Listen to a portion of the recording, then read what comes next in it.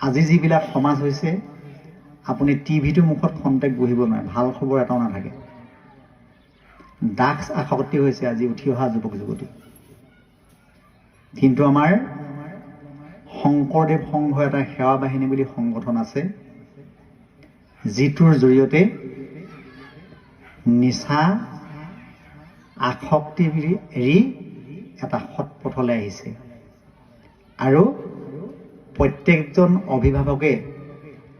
আমাৰ গুৰুজনাৰ আদৰ্শ নীতিৰ মাজত কীৰ্তন দশম ঘোষা ৰত্নাৱলী আপুনি পঢ়ক, নিজে পঢ়ক, ল'ৰা ছোৱালীক পঢ়াওক, সাধুৰ সংগলৈ আনক। নহ'লে কিন্তু আপুনি আজি ল'ৰা ছোৱালীক শুধুৱাই ৰাখিব নোৱাৰে। বহুত বেয়া পৰিস্থিতিলৈ গৈ আছে। গতিকে সাধুৰ সংগ আমাৰ নিতান্তই প্ৰয়োজন, শংকৰ মাধৱৰ আদৰ্শ আমাৰ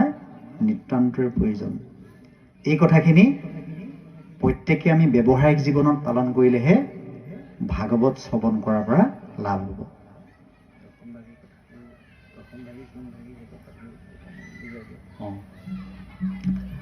দশমভাগী হৈছে ভাগৱতৰ 12টা স্কন্ধ, 335টা অধ্যায়, 18,000 শ্লোক, 5,96,000 শব্দ। দশম স্কন্ধত 90টা অধ্যায় আছে। বসুদেৱ দৈৱকী বিবাহৰ পৰা কুৰুক্ষেত্ৰ যুদ্ধলৈকে আছে 90টা অধ্যায়। এইটো দশম স্কন্ধতে চবতকৈ দীঘল। ভাগৱতৰ আধা দশমতে আছে। গতিকে এই দশমত শংকৰ গুৰুৱে ভগৱন্তৰ লীলাৰ পৰা একদম কুৰুক্ষেত্ৰ যুদ্ধলৈকে গোটেইখিনি নিজ হাতেৰে অংকন কৰি থৈ গৈছে। সেইকাৰণে কীৰ্তনৰ দশমৰ মূৰৰ মূৰ্তিৰ সমান বুলি কৈছে। গতিকে আমি শংকৰ মাধৱক বেলেগে বিচাৰিব নালাগে, কীৰ্তন দশম চালে তাৰ মাজতে আমি পাম। কালে সাধে সিদ্ধি কৃষ্ণৰ ভকতি, দুই দণ্ডে পাইলা গতি, শতাংগ নিপতি, দানৱ গণক যিনি নিপতি পূৰ্বত, দেৱতাক ৰক্ষা কৰি আছিলা স্বৰ্গত, দেৱ সবে বোলে বৰ লোৱা মহিপাল, ৰাজা বোলে কৈও আগে জীবুকত কাল, দেৱে কহে জীৱাই আৰু দুই দণ্ড মানে, শুনি শীঘ্ৰে পৃথিৱী কয়াখিলা বিমানে, সমস্ত তেজী ৰাজা স্থিৰ কৰি মন, কৃষ্ণৰ অভয় পদে উখিল শৰণ, মুহূৰ্তে শতাংগে পাইলা পৰম গতিক, জীৱা 7 দিন তুমি চিন্তা কৰা কি ক, এহি বুলি কহিলা ধাৰণা যোগ মুনি, যাক কহি আছে হৰি ব্ৰহ্মাতয় আপুনি, সংসাৰত ৰণপথ আছে অসংখ্যাত, অনেক বিঘিনি তাতো দুষ্কৰ সাক্ষাৎ, শ্ৰৱণ কীৰ্তন কৰি কৃষ্ণ আৰাধে, মহামুখ্য সাধে কো বিঘিনি নবাধে। এতিয়া সুন্দৰকৈ উল্লেখ কৰিছে যে খটাংগ নিপতি বুলি এজন ৰজা আছিল। এই খটাংগ নিপতিক স্বৰ্গ ৰাজ্যখন ৰক্ষা কৰিবৰ কাৰণে ইন্দ্ৰ আদি দেৱতাসকলে মৰ্ত্যৰ পৰা স্বৰ্গলৈ লৈ গৈছিল আৰু স্বৰ্গত এবছৰ দিন শতাংগ নিপতিয়ে তেওঁলোকক অসুৰসকলৰ হাতৰ পৰা ৰক্ষণাবেক্ষণ দি আছিল আৰু এবছৰ পিছত আমাৰ মৰ্ত্যত যেতিয়া 100 বছৰ হয় স্বৰ্গত এবছৰ হয় যেতিয়া শিৱ পাৰ্বতী পুত্ৰ কাৰ্তিক ইন্দ্ৰ ৰাজ্যৰ সেনাপতি হ'ল তেতিয়া খতাংগ নিপতিক ক'লে ইন্দ্ৰ দেৱতাই যে তোমাক আমি সেনাপতি পদৰ পৰা অৱসৰ দিছোঁ যিহেতু আমি স্বনিৰ্ভৰশীল হৈছোঁ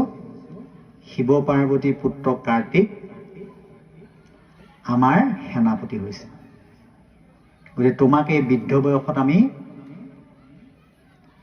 এই কামৰ পৰা অব্যাহতি দিলোঁ তুমি এতিয়া যদি কিবা এটা বৰ বিচৰা আমাৰ পৰা বৰ ল'ব পাৰিবা তেতিয়া খতাংগ নিপতি সুধিলে বাৰু মোক আপোনালোকে বৰ দিয়া আগতে মোক এটা চাই দিয়কচোন মই কিমান দিন জীয়াই থাকিম তেতিয়া দেৱতাসকলে যোগৰ বলে চাই ক'লে তুমি মাত্ৰ 2 দণ্ড সময় জীয়াই থাকিবা এতিয়া 1 দণ্ডৰ সময় হৈছে 24 মিনিট 2 দণ্ডৰ সময় হৈছে 48 মিনিট অৰ্থাৎ তেওঁ 1 ঘণ্টা সময় জীয়াই নাথাকে আৰু দেৱতাসকলে যোগৰ বলে আনি পেলাই তেওঁক পৃথিৱীত থৈ গ'ল আৰু 2 দণ্ড সময় ভগৱন্তক ধ্যান কৰি এই খতাংগ নিপতিয়ে ভগৱন্তত লীন গ'ল এতিয়া পৰীক্ষিত ৰজাক কি কৈছে যে তুমি কিমান দিন পাইছা 7 দিন 7 ৰাতি পাইছা গতিকে এই 7 দিন 7 ৰাতি তুমি তৰিবলৈ অনেক পথ আছে এতিয়া পৰীক্ষিত ৰজা যেতিয়া সাপত পতিত হৈ গ'ল 28,000 সহস্ৰ ঋষিমুনি আহি বিভিন্নজনে বিভিন্নটা মত দিছে কোনোবাই যজ্ঞ কৰিবলৈ কৈছে কোনোবাই তপ কৰিবলৈ কৈছে কোনোবাই ব্ৰত কৰিবলৈ কৈছে কোনোবাই তীৰ্থ কৰিবলৈ কৈছে সেইখিনি কৰিব পাৰিব কিন্তু 7 দিনৰ ভিতৰত নোৱাৰে এতিয়া যজ্ঞ কৰিবলৈ যিডোখৰ স্থানত যজ্ঞ কৰিব ৰজাই সোণৰ নাঙলে হাল বাব লাগিব 12 বছৰ খেতি কৰিব লাগিব ইবছৰতকৈ সিবছৰ সৰিয়হৰ উৎপাদনটো বাঢ়ি যাব লাগিব সেইডোখৰ স্থানহে যজ্ঞ কৰাৰ উপযুক্ত স্থান হ'ব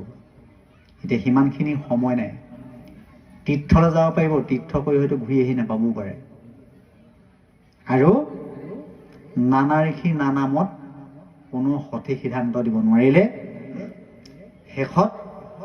শুকমুনি আহি পালে কি কৈছে সি নালাগে যায় বাক ৰাজা তুমি তপোবনে গৃহে থাকি কৰা তুমি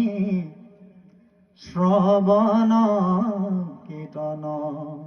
গতিকে তুমি এইবিলাক চব নৎসাত কৰি তুমি 7 দিন 7 ৰাতি ভাগৱত শ্ৰৱণ কৰা